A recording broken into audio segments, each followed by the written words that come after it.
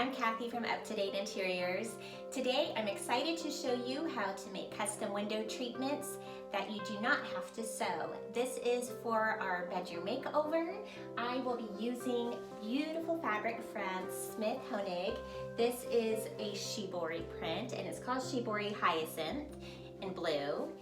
I love it so much because I lived in Japan for 4 years and shibori is a Japanese dyeing technique.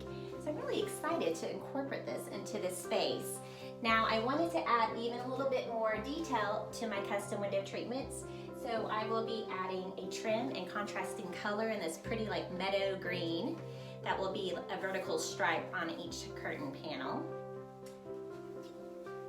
And because this is a no-sew project, you will need an iron and ironing board and fusing tape to hem those curtains. If your trim is thick like mine, you might want to use hot glue gun or craft glue to attach your trim. All right, let's get started. First thing we need to do is measure our windows. I already know that my walls are 8 feet tall, so instead of measuring the entire wall length, I'm going to just subtract a few inches from the top where my curtain rod was already hanging for the fabric and allow 1 to 2 inches for seam allowance.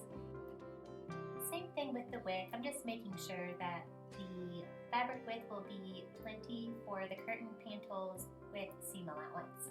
Okay. I do not have any fancy cutting tools for fabric, especially for things that are this large. So I'm going to use the same technique that I use when I cut and measure wallpaper, which normally would be on a folding table, but since I'm working with fabric and not glue or anything crazy, I'll do this on the floor. I vacuumed first to make sure I wasn't going to get pet hair or anything on the fabric. So I already just took a regular tape measure and measured my 94 inches in length and made a little pencil marking on each edge of the fabric where the print isn't on. And this is what I would do with wallpaper. So instead of like just measuring and making a bunch of lines, I'm just going to fold the bottom up to the markings. And that is going to be my straight line to know where to cut. Hold the fabric in place with straight pins to make cutting even easier.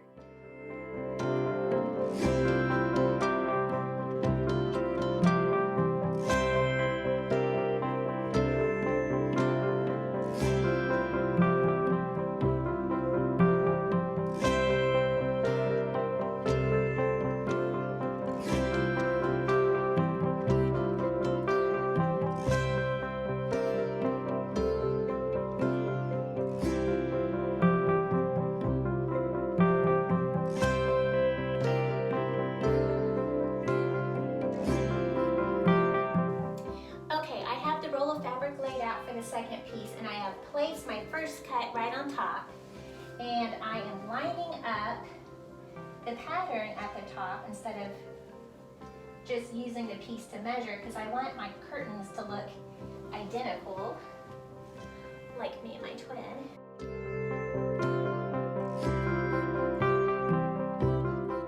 And trim the excess piece off at the bottom, lining up your pattern again and holding in place with straight pins for a perfect cut. At this stage, you might want to consider adding a liner to your curtain, which I would just use an inexpensive white fabric to back your curtain panels. And honestly, since you're using the fusing tape instead of sewing or a sewing machine, I would only cut it the length that you wanted your finished curtain to come out and tuck it under the hem that we'll be doing with the fusing tape. That way the tape will stick to your curtain panel and the liner fabric. Now we have some nice wood shades or blinds on our windows, so I am not lining ours because the curtains are just going to stay open, and I'm just eliminating that step altogether. So all that's left for me to do is hem each side and add the trim. I've got my iron hot, ready to go. So the first thing I'm going to do is put a crease in the fabric with the iron. Now for a clean hem, you would want to fold the fabric over twice. So since we saved an inch allowance on each side. I'm going about 1/4 to 1/2 inch in just to create my first crease. To make these creases first just makes the job so much easier because your fabric will stay in place.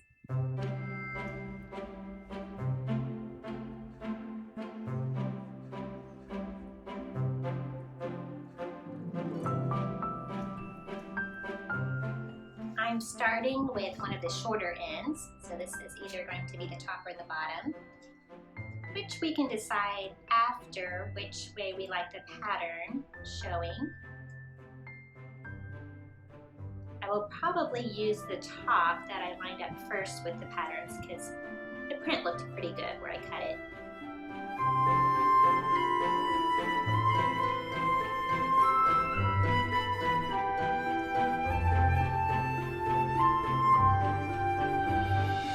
To recap, I have my 1/4 inch fold over with a crease in it from the iron. I am placing a piece of the fusing tape, and it's best to just work in small sections. The short end of your fabric might be able to handle the full length, but definitely when you are using the long side, it's easier to do it in like 2 to 3 feet sections. You'll place the fusing tape down on your fabric. It is right here next to the folded edge, and then fold over enough so that it covers the fusing tape, which my fusing tape is I think 3/4 of an inch wide, and then I'm going to hold it in place with a straight pin.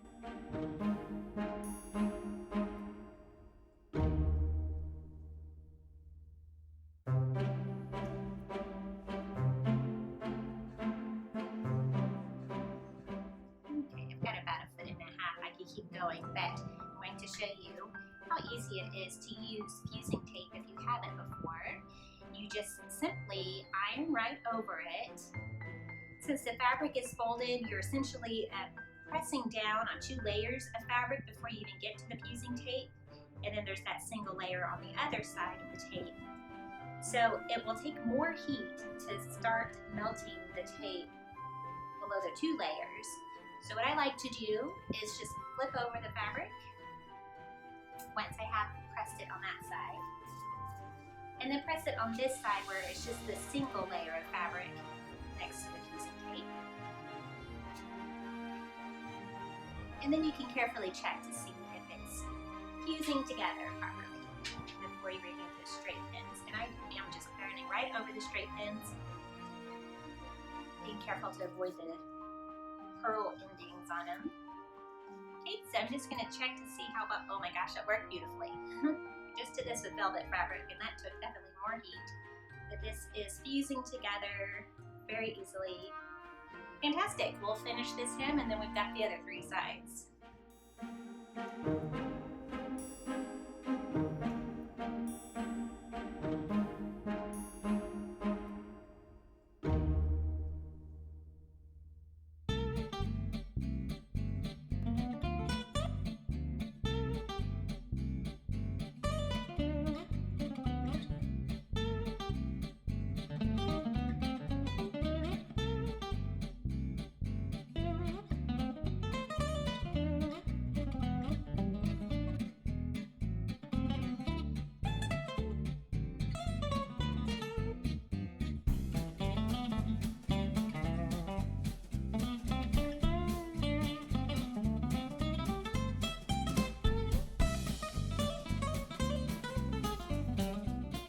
And that's how you get a beautiful hem without sewing.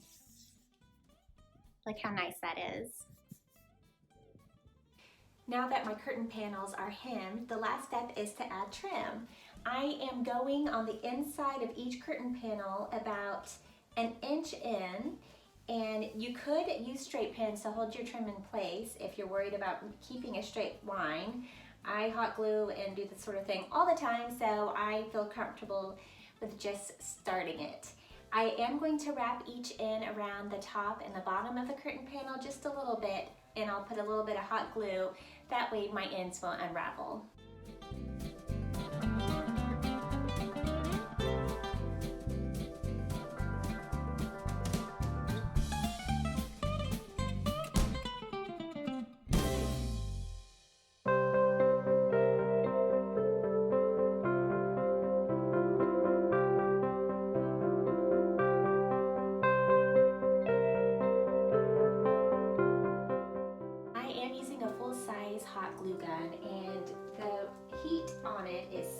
watts, so that's the lower setting. It's not on high heat.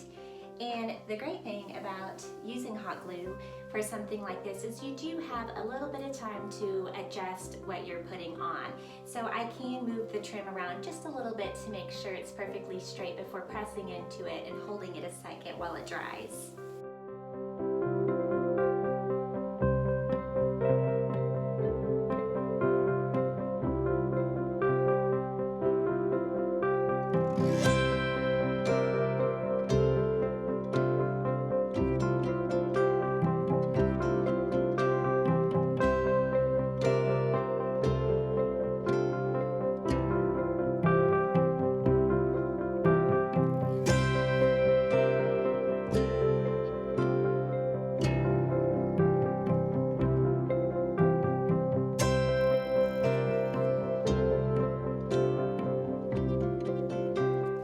I have to say, I really like how this looks wrapped around like that.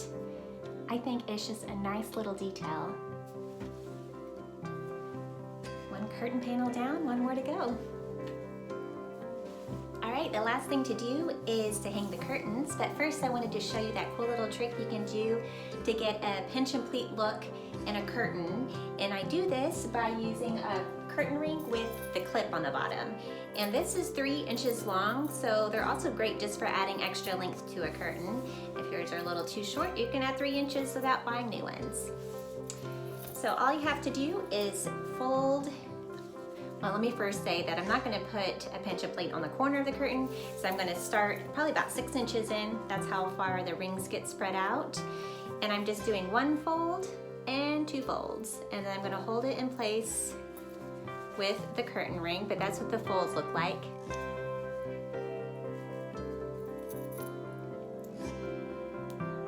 And then when it's hung, it will fall really nice and it will look like a pinch and pleat. All right, let's hang the curtains.